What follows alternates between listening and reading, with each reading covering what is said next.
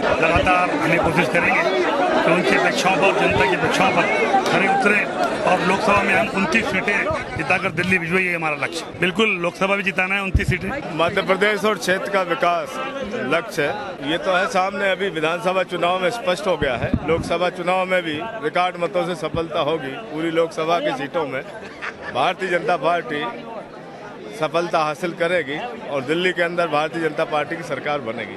आप सब देख रहे हैं, लोकप्रिय मुख्यमंत्री माननीय शिवराज जी चौहान साहब ने श्री गणेश कर दिया है मध्य प्रदेश के।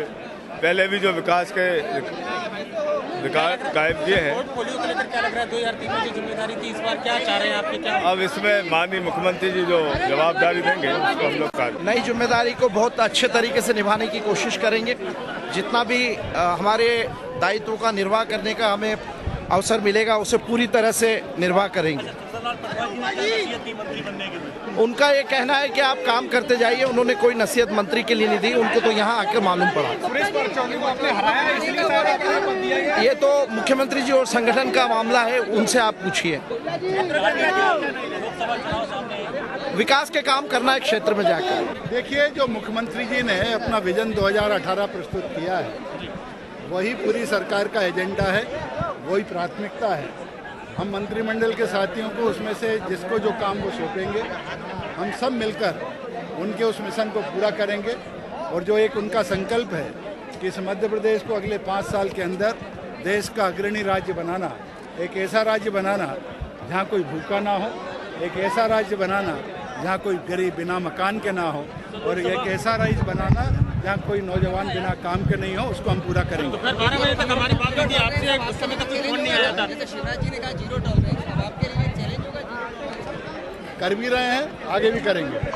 मध्य प्रदेश में शिवराज सिंह जी की कार्य और कार्यवाही के कारण उन्होंने जो विकास के कीर्तिमान स्थापित किए हैं और मध्य प्रदेश के मतदाताओं ने तीसरी बार पहले से अधिक विश्वास जताकर उन्हें मुख्यमंत्री का स्थान फिर से सौंपा है।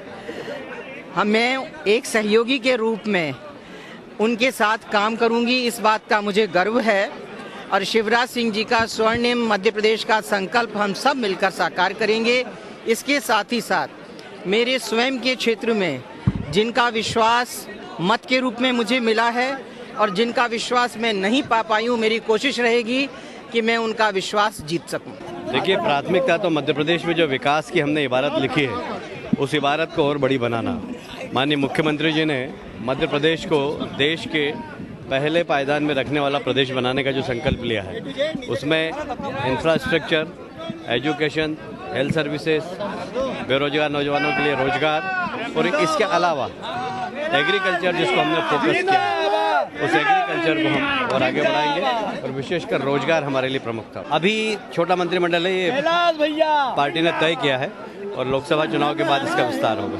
मंत्री बनने के बाद क्षेत्र मध्य प्रदेश है और मुख्यमंत्री का एक ही नारा है, जनता का कल्याण, प्रदेश का विकास। उनके साथ कदम से कदम मिलाकर ये दोनों काम करने का हम काम करेंगे। पिछले 5 साल तक हमने माननीय शिवराज सिंह चौहान जी के नेतृत्व में एक सफलतम सरकार प्रदेश में चलाई है। उसी के अनुरूप इस सरकार में भी हम काम करेंगे और मध्य प्रदेश का सर्वांगीण विकास हमारा नारा है, विकास हमारा संकल्प है। विकास पहले भी किया है, फिर हमको मौका मिला, फिर विकास करेंगे। पहले हमारे पास खाद्य मंत्री का दायित्व दिया था, तो जो हमने 85 लाख टन खरीद करके 10 साल में हमने गेहूँ निर्यात करने की स्थिति में हम प्रदेश को लेके आए हैं और प्रदेश के मुख्यमंत्री आदरणीय शिवराज सिंह जी के नेतृत्व में हम पूरे मध्य प्रदेश में विकास कोशिश ये की है अनुभवी नेतृत्व और युवा चेहरों को भी अवसर दिया जाए, लेकिन मंत्रिमंडल अभी अधूरा है। अभी रिक्त पदों पर बाकी साथियों को भी आने वाले समय में शामिल करना है। प्रतिबद्धता यही है, पारदर्शी, जवाबदेह और स्वच्छ प्रशासन, विकास और तेज गति से विकास, संतुलित विकास और उसके साथ समाज के हर वर्ग का कल्याण सुनिश्चित करते हुए ऊपर रख ले सर के ये मंत्रिमंडल और मेरी सरकार प्रदेश को आगे बढ़ाने का काम करेगी। महिलाओं और भांजियों के लिए कुछ नया है इस बार, आपको लग रहा है?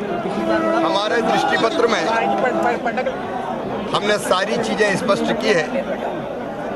अभी एक फैसला हमने बेटियों के लिए ये लिया है कि कन्या विवाह की निकाह की जो राशि 15,000 रुपये हुआ करती थी, इसको बढ़ा के 25,000 रुपये किया है।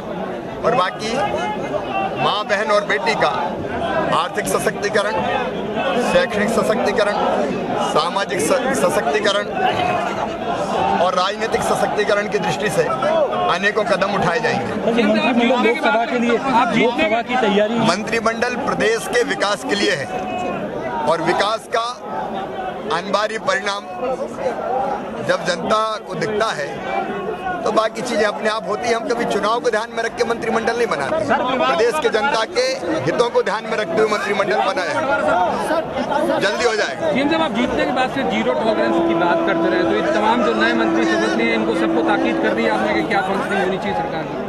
ये अंतर्निहित है शपथ में ही, और हम सब प्रतिबद्ध हैं। जब मैंने स्वच्छ प्रशासन की बात कही है, पारदर्शी और जवाबदेह प्रशासन की बात कही है, तो उसमें अपने आप भ्रष्टाचार के खिलाफ जीरो टॉलरेंस की नीति सम्मिलित है और सब उस पर पूरी प्रामाणिकता के साथ अमल करेंगे।